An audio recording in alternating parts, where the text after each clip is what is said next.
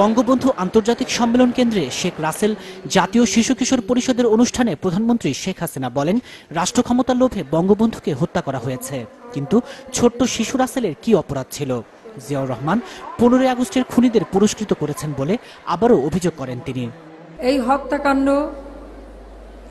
শুধুমাত্র যে একটি পরিবারকে হত্যাকাণ্ড তা না, মুক্তিযুদ্ধের চেতনাকে ধ্বংস করা, ইতিহাস বিকৃতি করা এবং দেশকে ভিন্ন পথে নিয়ে যাওয়া এবং পরাজিত শক্তির হাতে দেশকে তুলে দেওয়া, এটাই ছিল চক্রান্ত।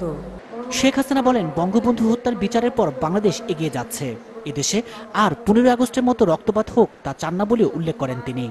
স্বাধীনতার চেতনা, যে চেতনাকে ভুলণ্ঠিত করতে চেয়েছিল, আজকে আল্লাহ রহমতে তা আর কেউ পারবে না। আমি ছোট ছোট ছেলে মেয়ে এখানে যারা, তাদেরকে এটাই বলবো, যে জাতি একবার বিজয় অর্জন করে সে জাতি কারো কাছে মাথা নত করে না। মাথা নত আমরা একমাত্র আল্লাহ ছাড়া কারো কাছে করি না, আমরা করব না। পরে শেখ রাসেলের জন্মদিন উপলক্ষে আয়োজিত বিভিন্ন প্রতিযোগিতার পুরস্কার বিজয়ীদের হাতে পদক তুলে দেন প্রধানমন্ত্রী। উপভোগ করেন মনোজ্ঞ সাংস্কৃতিক অনুষ্ঠান।